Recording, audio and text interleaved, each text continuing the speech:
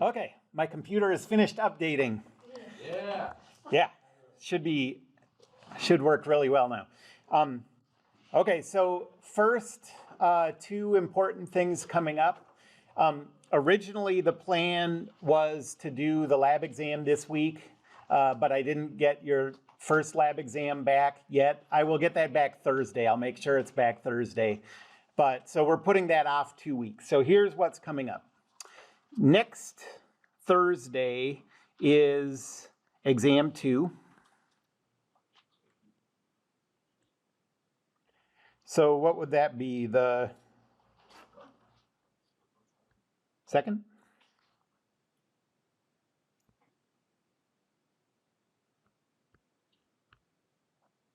Let me just make sure. So yeah, Thursday the 2nd. And the topics for that will be everything up through Newton's laws. So we're starting new stuff today that's not going to be on the second exam.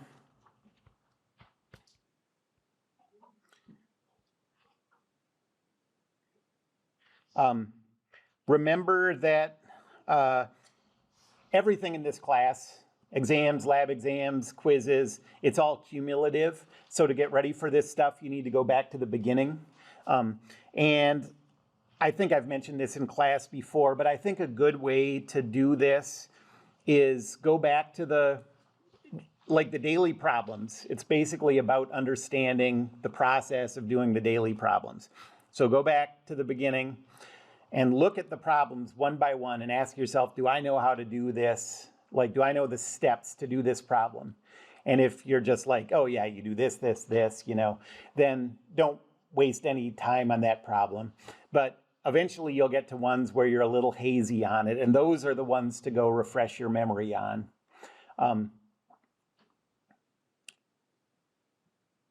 And so that way you can kind of cover all of the daily problems that have been assigned without actually doing them all, which you probably don't have time to do, If you do have time to do it, that's great. But if you don't, this is sort of a good overall way to go.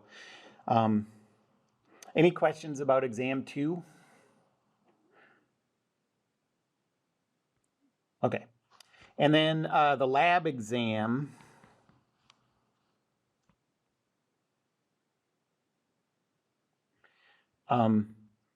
Is in your lab section the week of, let's see, that would be the 6th to the 10th.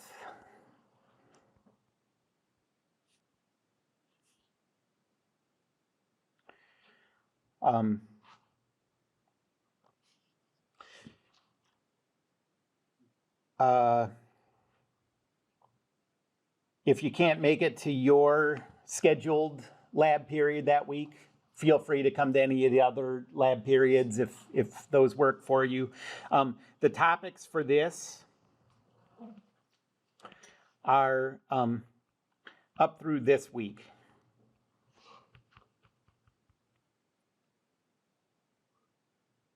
So next week I'm planning to do a new topic, but you don't have to worry about that for getting ready for the lab exam. Okay? And again, to get ready for that, you want to go back to your lab worksheets and kind of go through those questions and ask yourself, do I know how to answer a question like this? And if you do, you can skip it. If you don't, then you need to refresh your memory on that stuff.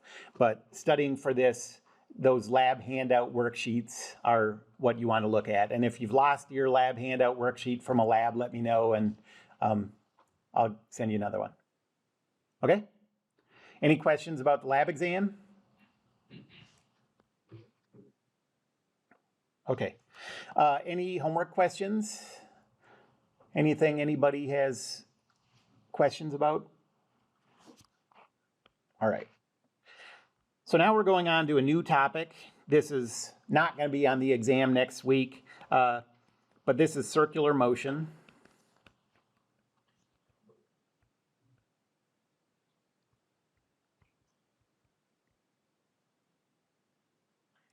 There are a whole bunch of different shapes, squares, tetrahedrons, whatever. Like, why do we single out circular ellipses? There's all these shapes, you know. But this is the only shape of motion that we're going to talk about explicitly. So why is circular motion important? It's important because anytime you have a rigid object moving around a hinge or around a ball and socket joint, the thing is moving in circular motion. And so it comes up all the time in engineering applications and physics applications. So let me just illustrate this. So rigid bodies, let's say rigid bodies points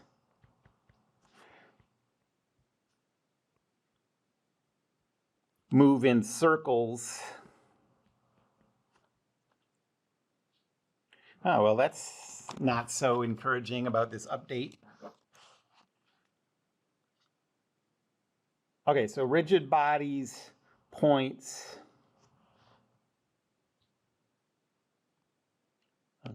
Okay.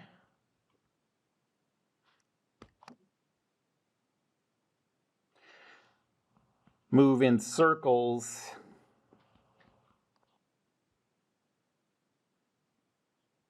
around joints. And so this just comes up really naturally in a lot of machines and engines and all sorts of stuff. So you can think of it as like, say that you have a rigid body that's connected to the wall by a hinge, and this thing is moving around the hinge. Any point you want on this body, so let's think of these two, are moving in circles with that joint at the center of the circle.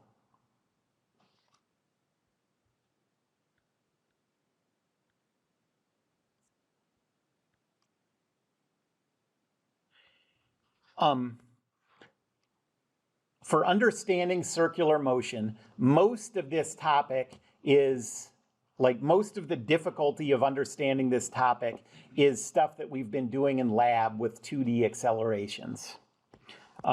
So mostly, this is related to thinking of accelerations, thinking of acceleration directions in 2 dimensions.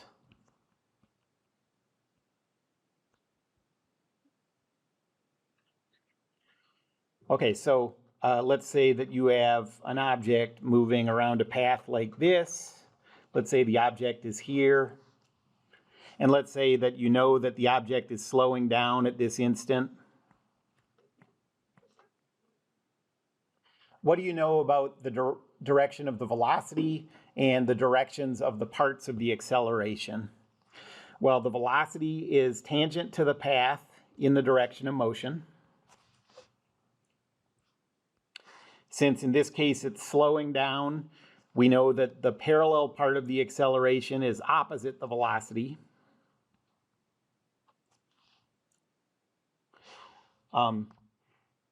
To figure out the direction of the perpendicular part of the acceleration, imagine fitting a circle to the curve.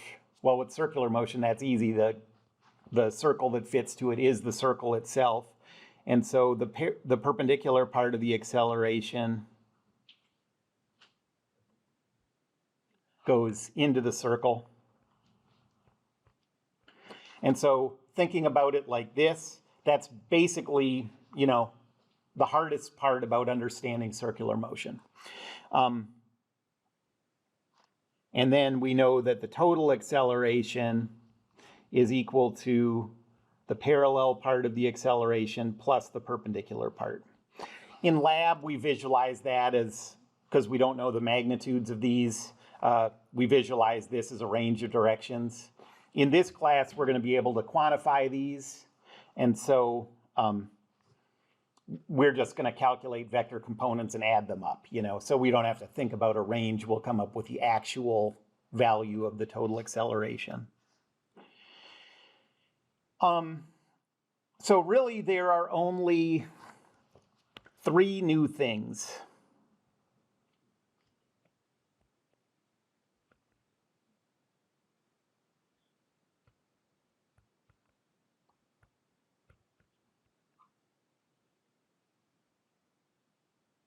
And 2 of those new things are just names, just new things that we call stuff we already know.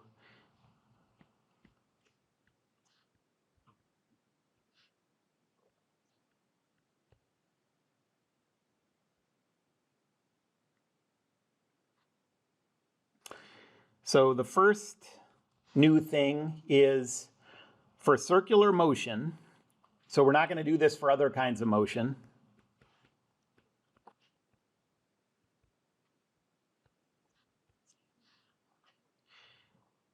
The parallel part of the acceleration is called the tangential acceleration.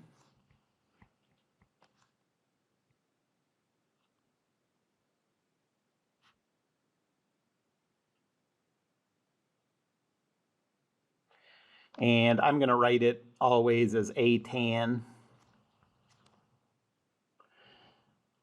That's not a surprising name at all. I mean, we already know that A parallel is always tangent to the path of any motion. So that would be a perfectly reasonable name to call A parallel, maybe more reasonable.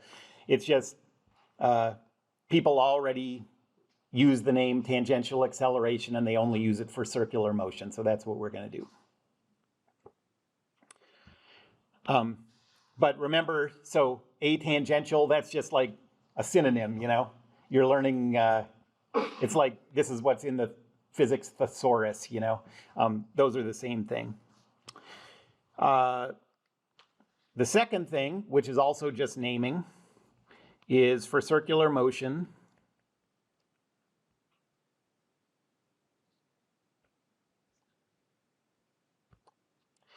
A perpendicular is called the centripetal acceleration.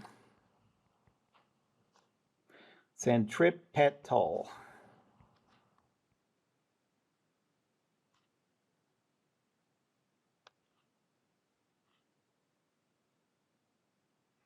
I'm always going to write that as A sen. And it always points toward the center of the circle, exactly toward the center of the circle.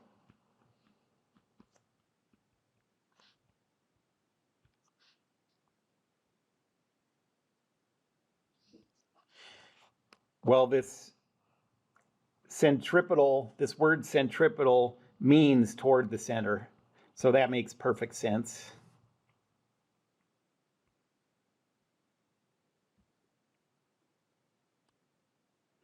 This one wouldn't make much sense for other 2-dimensional motions that aren't a circular shape, but for circular motion, it always just points toward the center of the circle.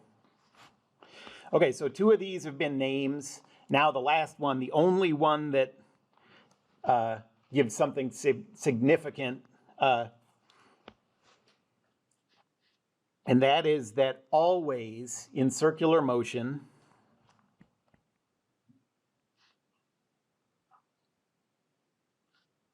the magnitude of the centripetal acceleration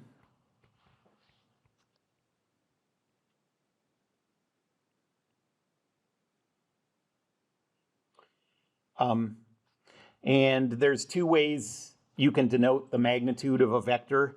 One is with an absolute value symbol. So that's the magnitude of the vector. Also, a lot of times you just see it without the vector symbol, like this. And this is always, for circular motion, equal to the speed squared over the radius of the circle.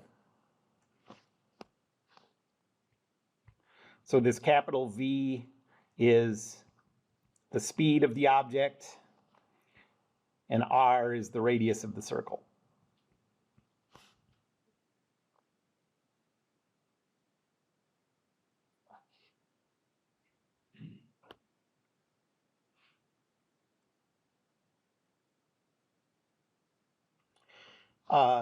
So since it's easy to calculate the magnitude of the centripetal acceleration, the only question is how to put it in vector components.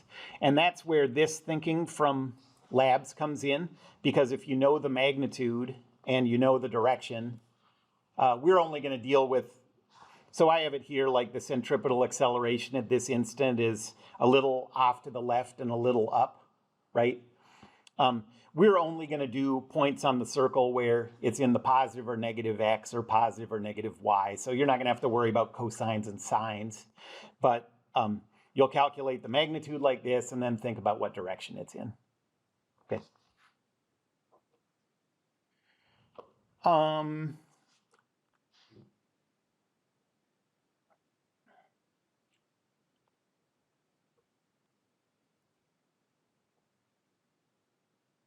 One thing about the tangential acceleration, when we do two-dimensional motion, when is A parallel 0? Sometimes we have cases where A parallel is 0. What would that be? Right, the speed is constant. So if the speed is constant,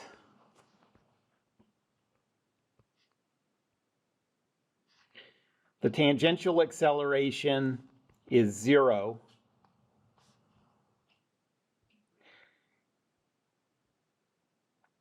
And when that's the case, it's called uniform circular motion. Uniform because the velocity, the speed is uniform.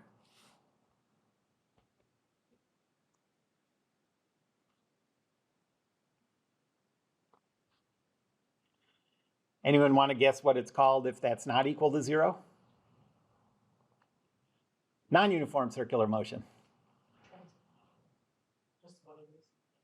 Yeah, so if you have a tangential acceleration, if the thing is speeding up or slowing down, that's called non-uniform circular motion. That's all. Just more naming stuff. Okay, so we're going to break circular motion up into two categories. One very oddly specific category, and then the other category is everything else. So we'll break up circular motion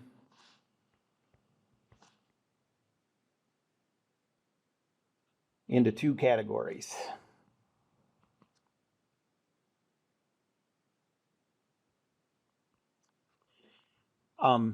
Tetherball problems.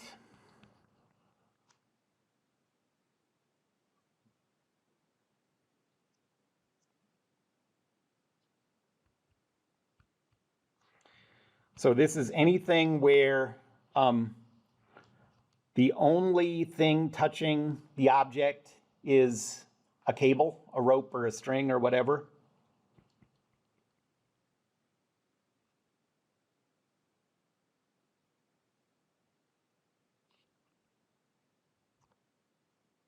The only thing touching the object is a cable.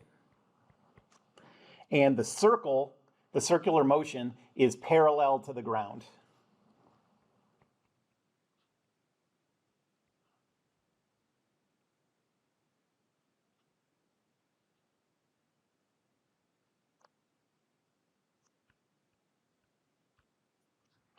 Okay, so anything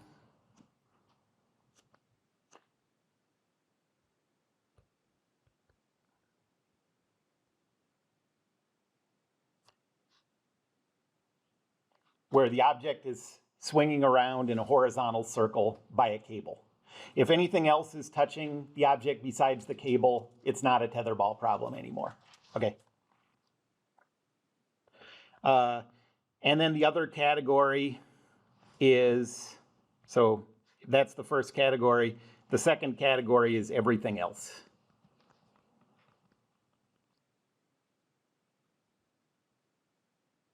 So it just turns out that there's a slightly simpler way to do tetherball problems. So I'm going to give you a general set of steps for almost everything. And then if you see a tetherball problem, say like, okay, there's an easier way to do this. Okay. So I'm going to start with the general stuff. So here's a general set of steps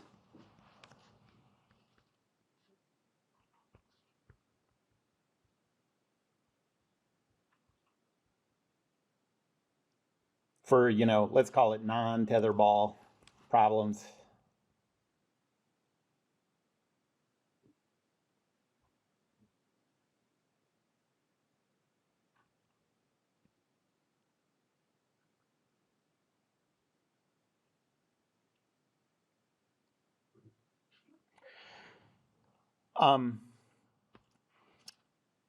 The first step is to choose the view that you're going to calculate this problem in. Okay, so you have a circle, something moving in a circle like this. Okay? And basically you have to choose, do I want to do this calculation looking at it straight from the side? Do I want to look at it? Do I want to do this calculation move to where I can see it, see the circular shape where I'm looking at it like it's doing this motion on a flat screen TV? Okay? Do I want to just keep it in whatever crazy orientation it's in? You want to choose a view of this problem where you can see the circle, okay?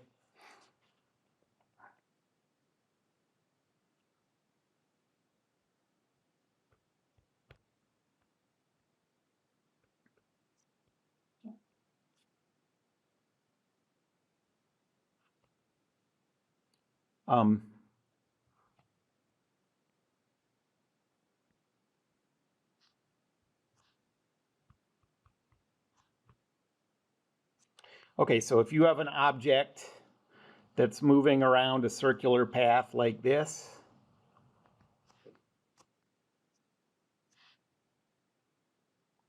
the view you're going to take of this problem is from, I mean, it could be below also, but, above or below.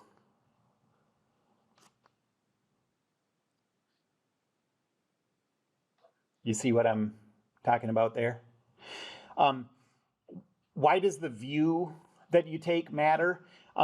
It matters because it determines how the coordinate system is oriented, and the coordinate system determines the components of the vectors, okay? So your coordinate system in this case would be something like this. Your y is this way, your x is this way. Okay, are you with me on that?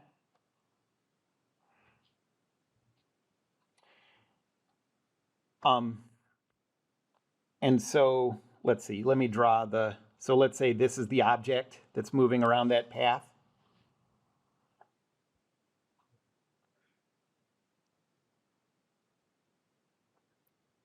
The view you're going to take is like this, and the object is here at that instant.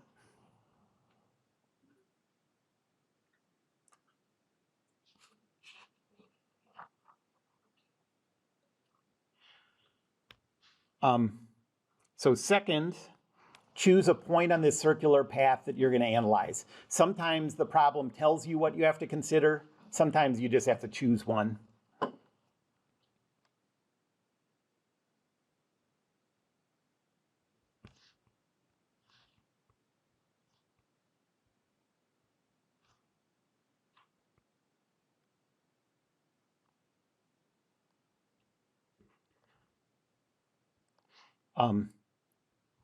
So if this is your coordinate system, that's your circular path.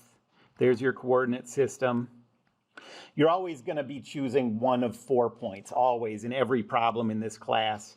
And it's going to be one of these. Okay? You never want to choose a point like this because you'd have to use cosine and sine for all of your vectors. It's just unnecessarily complicated. Okay? It's not like it's impossible, it's just a pain.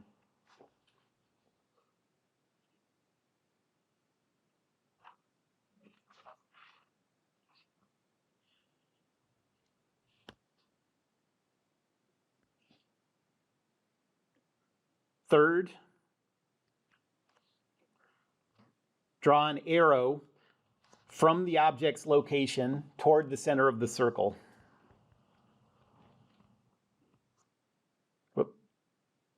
Draw an arrow from the object's location toward the center of the circle.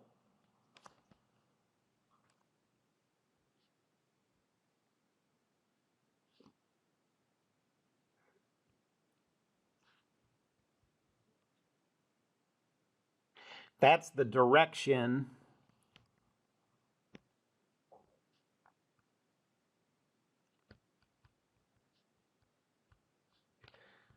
of the centripetal acceleration. The magnitude of the centripetal acceleration, then you're going to calculate as v squared over r.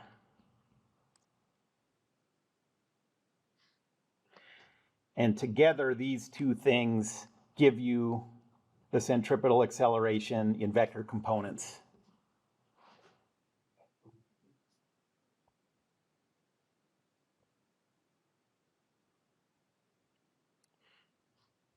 Fourth, I'm going to put this in parentheses because sometimes you need it and sometimes you don't. If you're doing non-uniform circular motion, so if the speed is changing,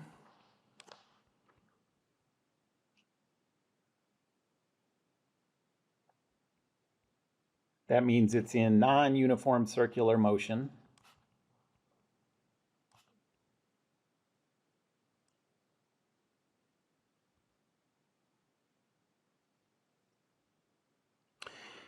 Draw the velocity vector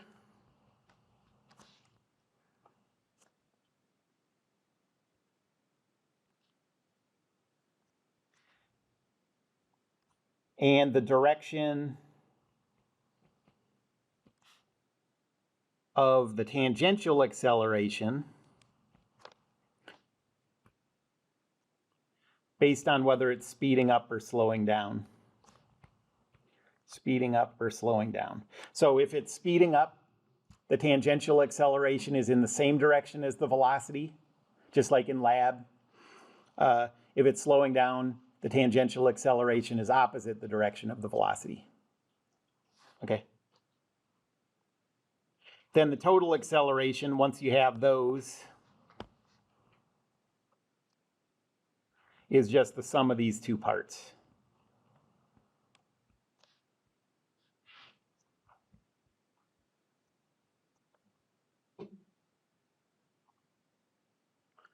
If you're in uniform circular motion, A tangential is 0.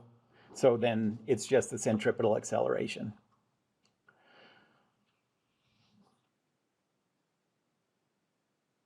And then after you're done with this, now these are, no matter what the problem asks you to do, you're always going to start with these steps. Okay? You don't even have to read what it's asking you. If it's a circular motion problem, you can just start with this.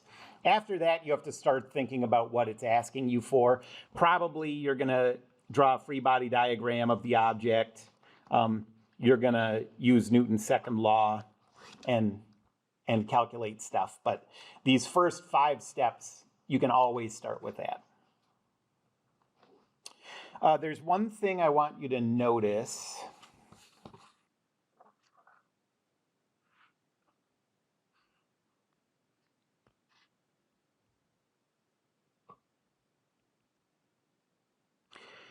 Remember that, I said that you're always choosing a view of the object where you're looking straight at the circular path. Gravity, and gravity always acts down. The force of gravity is always down. Other forces,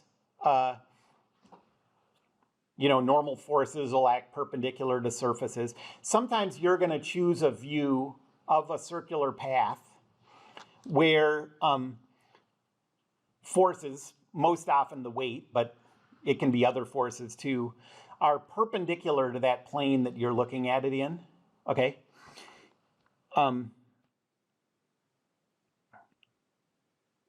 if you ever have forces that are out of the plane of the circle,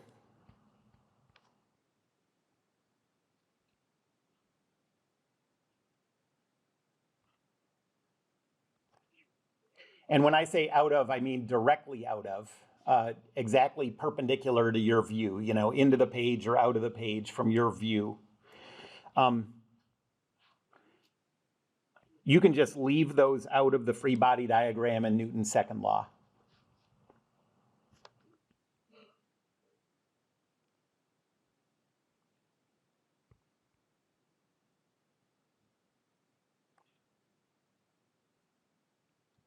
So an example of that would be an object moving around a horizontal circular path. Okay, you're going to take a view from above, looking at the circle. Well, then what's the direction of the weight force in that case? The weight force would be straight down into the page if you're looking from above. And so when you draw your free body diagram, you just don't even draw the weight on there. Okay, it's not relevant for the way you're analyzing it at that time. But would you use it in the calculations? No, you wouldn't, or the calculations. I mean, there are calculations. I don't think we do any in this class, but yeah, you could do calculations where after you do the ones in the plane that we care about, then you have to go back and think like, okay, now what's this force and this force? But I don't think I give you any like that. There might be a couple in lab or something where I ask you to do that. I think maybe there are, but not in calculations. Yeah. Okay. Well, let's do a couple calculations and see how this works.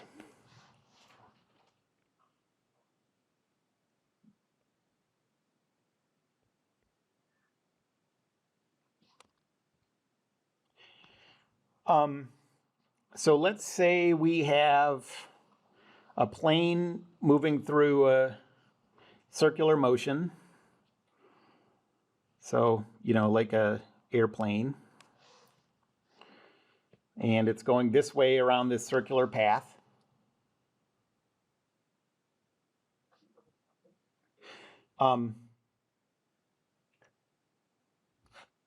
And let's say that if you think of the radius of the path, this radius is 400 meters.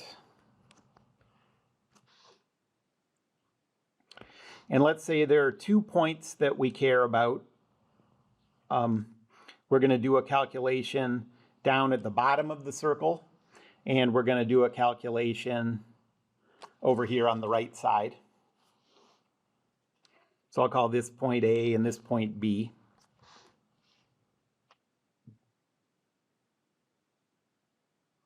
You know what? Let's do it at the top also. Let's do a point. Sorry if you didn't leave yourself room here, but let's continue this around. Say this plane is going to continue in this circular path. And let's do a point C also.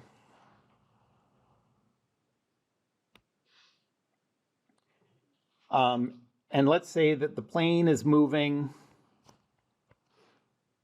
with a constant speed of 120 meters per second.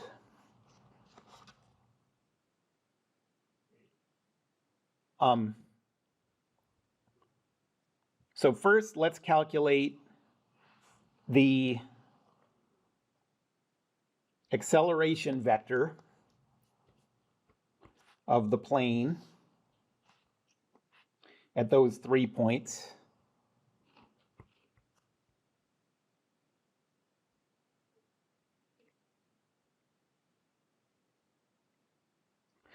And then second, let's calculate the force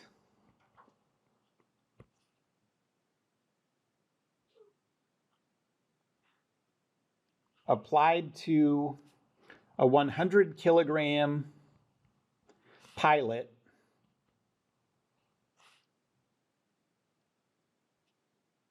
by the seat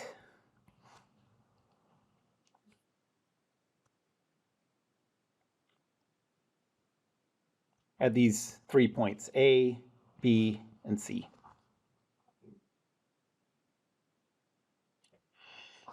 This kind of thing is a pretty common thing that you do in engineering type problems, because if you're in charge of determining what the seat needs to be like in this plane, you need to know what kind of forces it's applying to things, what kind of forces things are applying to it.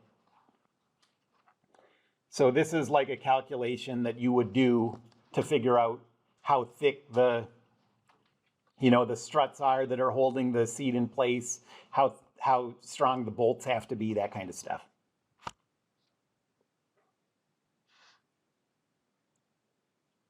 Okay, so first, we have to calculate this acceleration. So let's just do these three as sort of separate problems. So first, for that point A, step one, we're going to choose the view to take. So we're going to choose a view where we can see the circular path. I said often we're going to choose the point around this path that we want to deal with. In this case, these points are given to us. So for the point A, we have to choose this point here. The next step is to draw an arrow in the direction from that point to the center of the circle.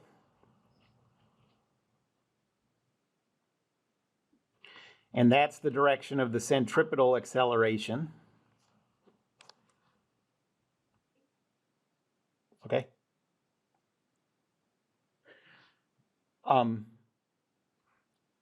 The magnitude of the centripetal acceleration is v squared over r, which in our case, these are in SI units. We have a speed of 120 divided by a radius of 400. And I think you get an answer of 36 meters per second squared.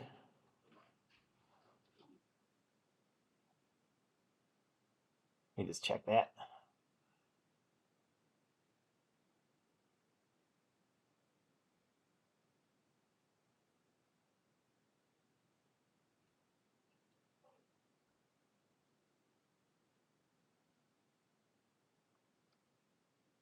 Yeah, 0.36.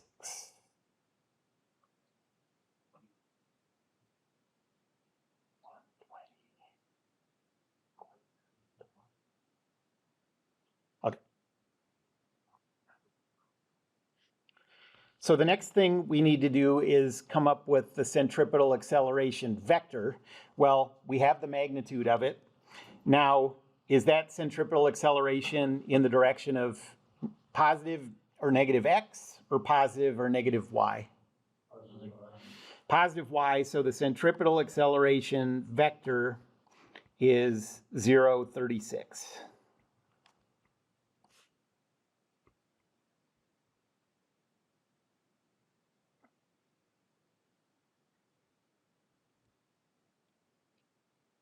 Okay? So now let's go to the point B.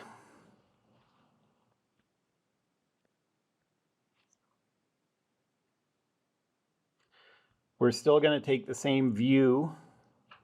So here's our coordinate system. This time we're looking at this point. The centripetal acceleration is in this direction.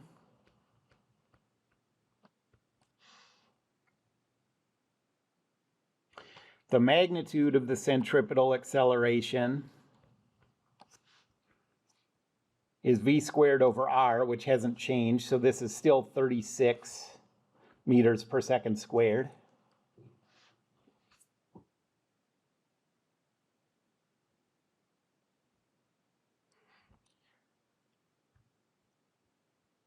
And so the centripetal acceleration vector this time is in the negative x direction, so this is negative 36, 0.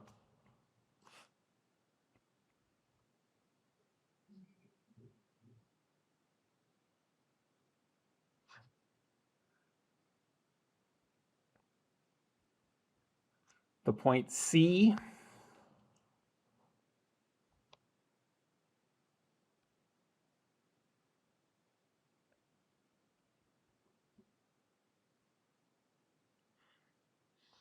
That's the point we're analyzing now. The centripetal acceleration vector is toward the center of the circle from the point.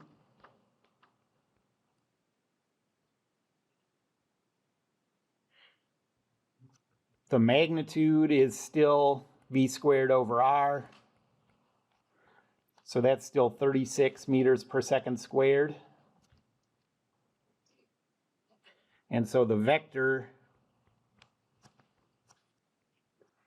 is 0. This is in the negative y direction now, so 0, negative 36.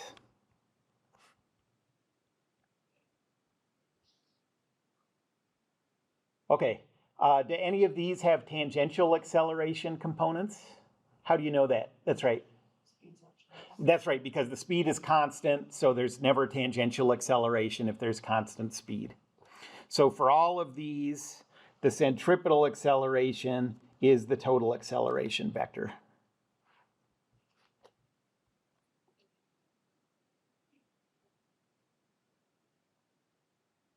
Okay, so those are the three answers for the first part of this.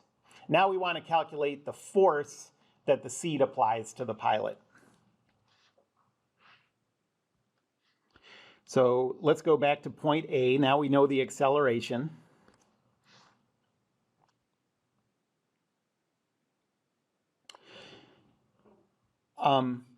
Well, if we want to calculate forces that are applied to the pilot by the seat, we probably want to isolate the pilot. One hint, by the way, is in any physics problem, if they give you the mass of something, that's probably something you want to isolate, because you know when you go to Newton's second law, you need to know the mass to calculate. So here is an outline of the pilot. Okay, so there's the pilot at point A. Now let's think about what forces are acting on the pilot at this point. There's a weight force. Would that show up in the plane? So at this point A, the plane is right side up. Down is, I guess I didn't say this, but I'm imagining this is like a vertical kind of thing, you know? So down is toward the bottom of the page. So that's going to show up here like this. And that's going to be 100 times 9.81, so 981 newtons.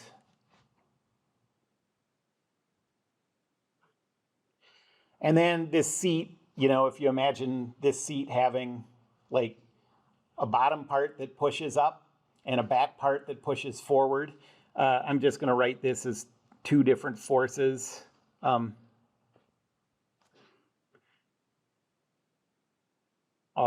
I guess I'll write this as R1 and R2.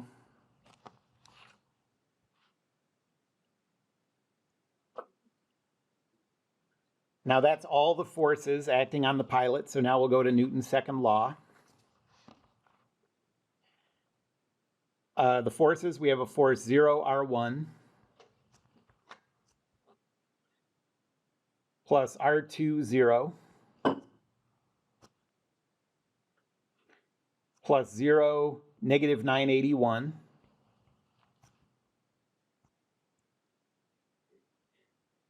is equal to the mass, 100 kilograms, times the pilot's acceleration at that point A, which we calculated up here. You know, the pilot and the plane are moving as a single unit, so their accelerations are the same. So this is 0, positive 36.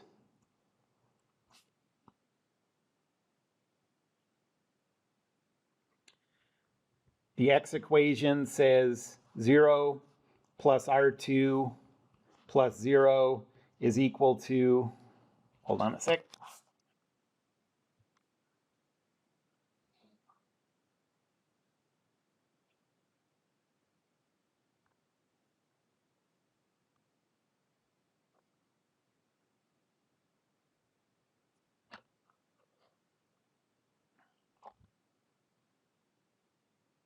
is equal to 0. So R2 is equal to 0.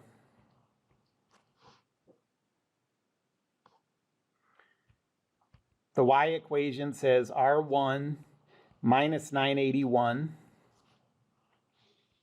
is equal to 100 times 36, so 3,600.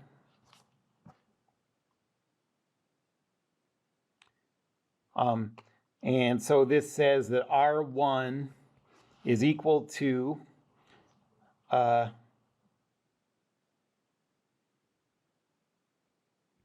4581, right? I think that's right.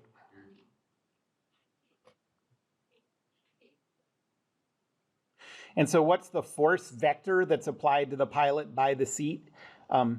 Well, this is the total force vector that the seat applies to the pilot. And so plug those values in there and add them up, and you get the force on the pilot by the seat is equal to 0.4581.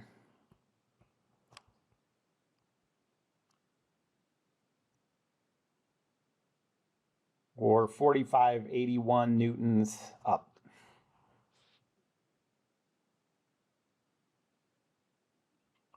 Okay?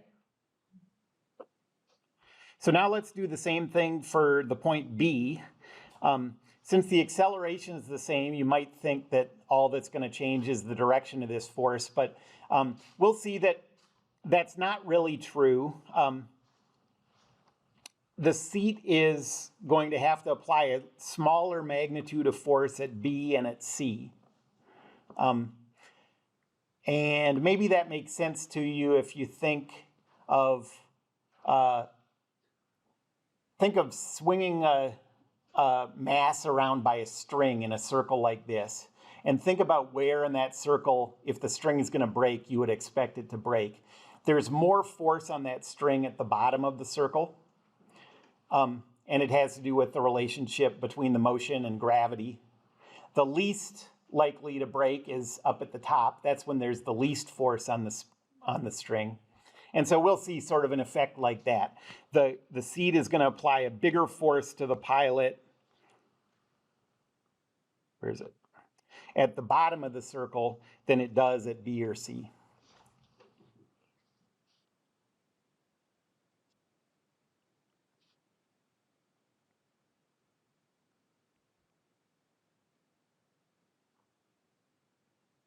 Okay, so at the point B, the plane is going straight up. And so an outline of the pilot would be something like that. The weight force is down at 981.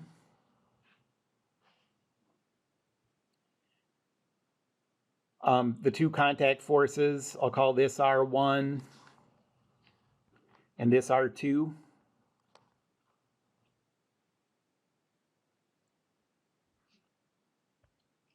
So Newton's second law says negative R1, 0, plus 0 positive R2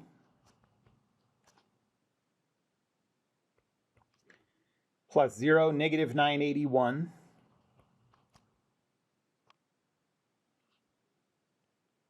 is equal to the mass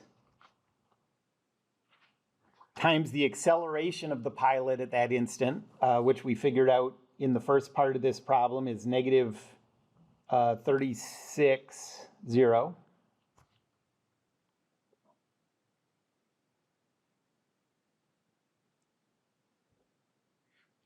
The x equation says negative R1 plus 0 is equal to negative 3,600. So R1 is 3,600.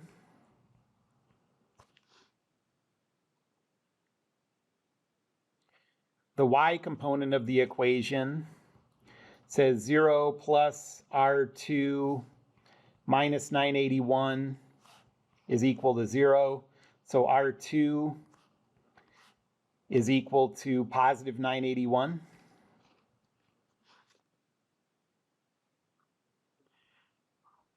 Plug those values into these force vectors and add them up.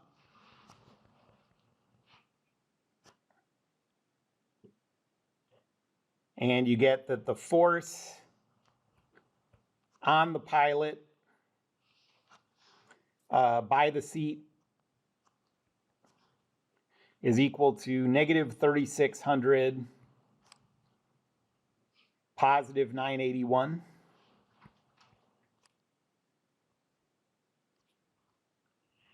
In order to compare this force to this one to see which is bigger, anybody remember how to calculate the magnitude of a vector?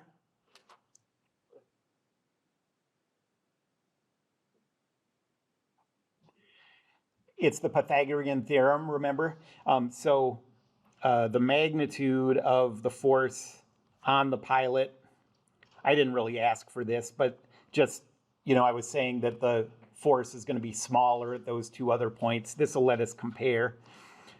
So this is equal to negative 3,600 squared plus 981 squared square root. Can someone calculate that for me? I believe it's 3,731. 3,731 newtons. So you can see the magnitude of that force is smaller than it was at the bottom of the circle. At the bottom of the circle, it was 4581.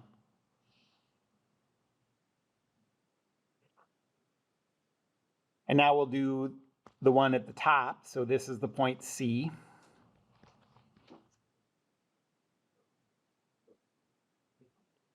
So at the top of this circle, the pilot's going to be upside down.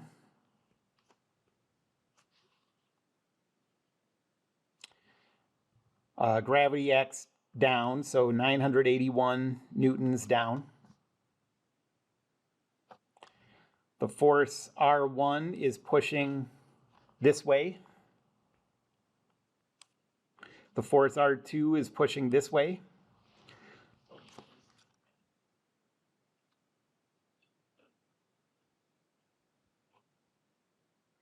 Newton's second law says 0, negative R1 plus negative R2, 0.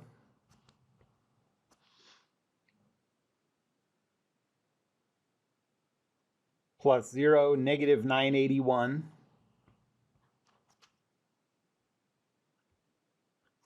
Is equal to 100 kilograms times the acceleration at the point C. We figured out that that's 0, negative 36.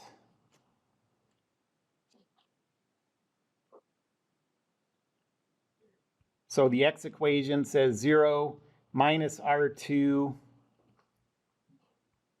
plus 0 is equal to 0. So R2 is 0.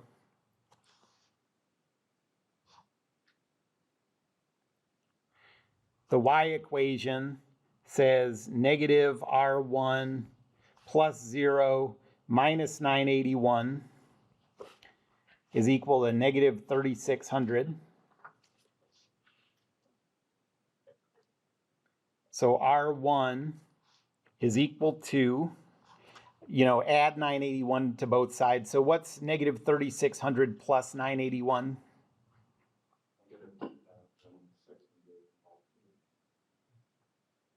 619, like that.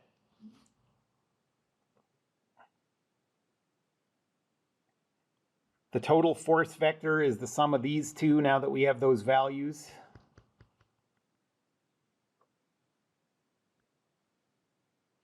And so the force vector on the pilot by the seat is equal to 0 Uh,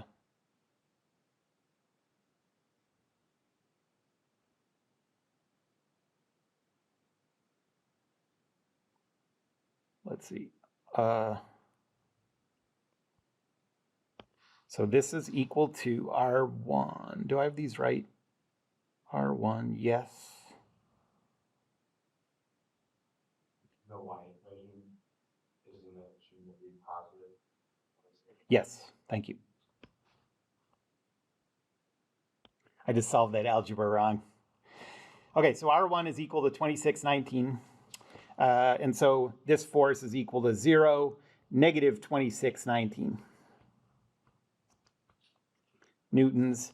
Or if you want to visualize that, it's in the negative y direction with a magnitude of 2619.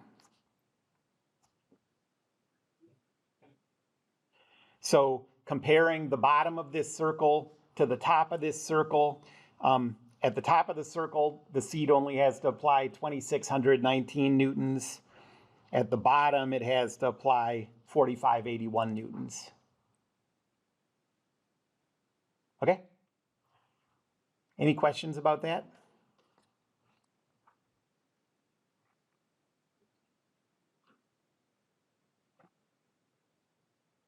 Okay, let me do one example where you do have speed change. So let's say we have a like a remote controlled car.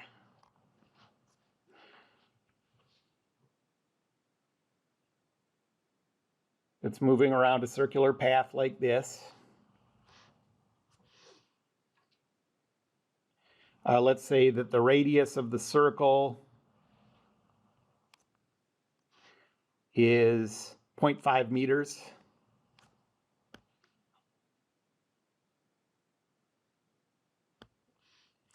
And let's say that at the instant shown,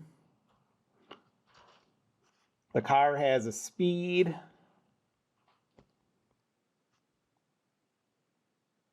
of 5 meters per second. And it's slowing down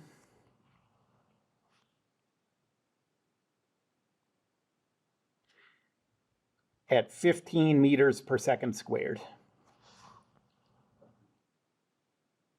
What's the car's acceleration vector?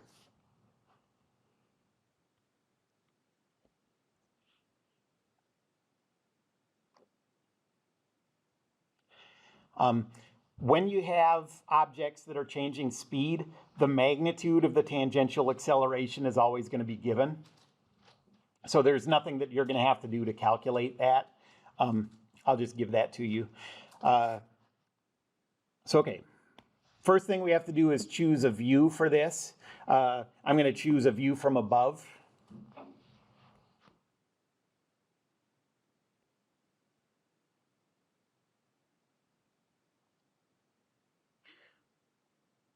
So the circular path looks like a circle.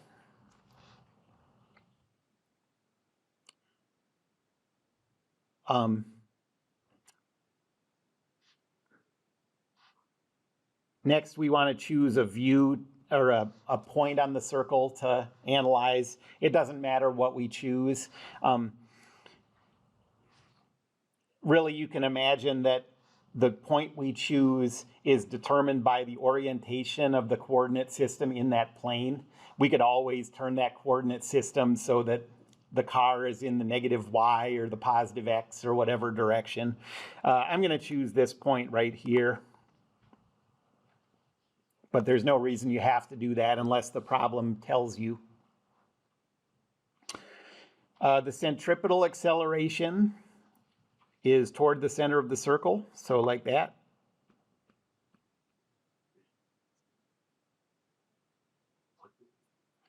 The magnitude of the centripetal acceleration is v squared over r. So that's 5 squared divided by 0.5 meters,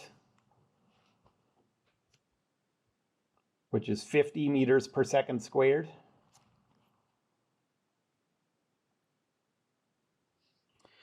That's in the positive y direction, so the centripetal acceleration vector is 0, 50.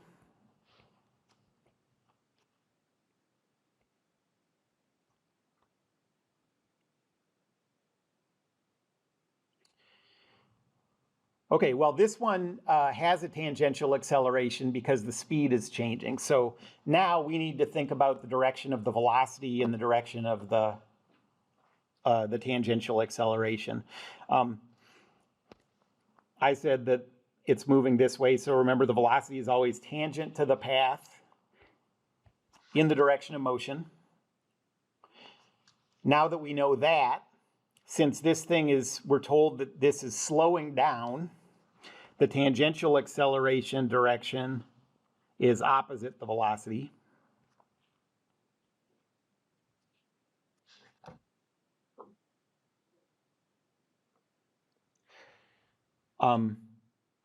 So that's in the negative x direction.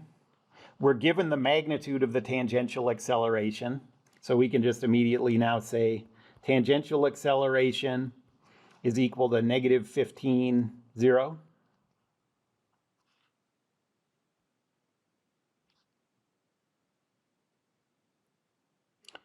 And now the last step for the acceleration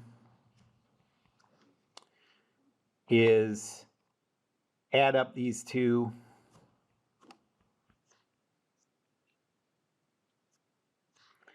And you get an acceleration vector of negative 15, positive 50.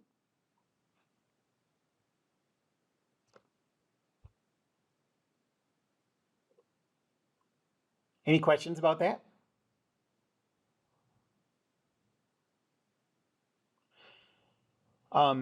Sometimes you hear people talk about g forces and g accelerations, you know, how many g's is a pilot pulling in this maneuver or whatever.